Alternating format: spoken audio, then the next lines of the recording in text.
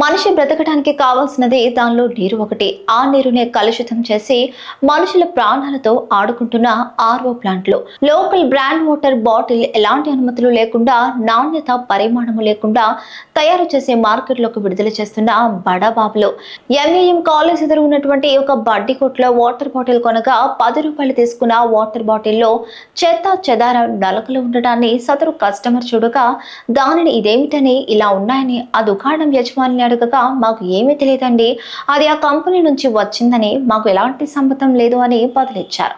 ఆ బాటిల్ మీద ఎలాంటి ఎక్స్పైరీ డేట్ మరియు ఎలాంటి అడ్రస్ లేకపోవడం గమనార్హం.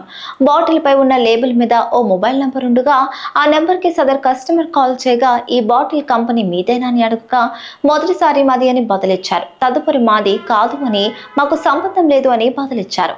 ఇలాంటి వాటర్ బాటిల్లోని నీరు తాగటం వలన అనేక రోగాల పాలై ప్రజలు మరణించడం జరుగుతుంది. ఇవి స్కూల్స్ దగ్గర, కాలేజ్ దగ్గర తక్కువ రేటుకి సప్లై చేసి పిల్లల ప్రాణాలతో చెలగాటమాడుతున్న ఈ వాటర్ బాటిళ్ల కంపెనీలు అధికారులు ఆ బాటిల్లో ఉన్న చెత్త చెదరాన్ని చూసి ఆ కాలేజ్ దగ్గర పిల్లలు భయభ్రాంతులకు గురై ఇలాంటివి మాకు అమ్ముతున్నారని భయపడుతున్నారు. ఇలాంటి వాటికి అనుమతులు ఎలా ఇస్తున్నారో, ముడుపులు తీసుకొని ఎవరు ప్రాణాలు ఎలాగైతే మాకేందని చోద్యం చూస్తున్న అధికారులు అని ప్రజలు భయపడుతున్నారు.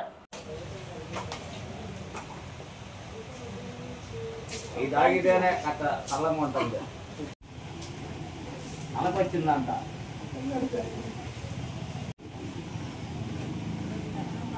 తీసేదో శుభ్రంగా చేస్తే మన కాదు ఒకరోజు ఎగస్తాడు.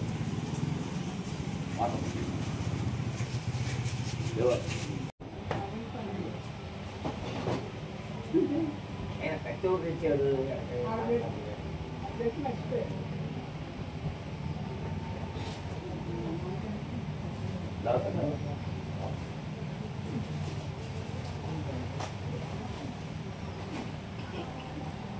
ఎట తీరా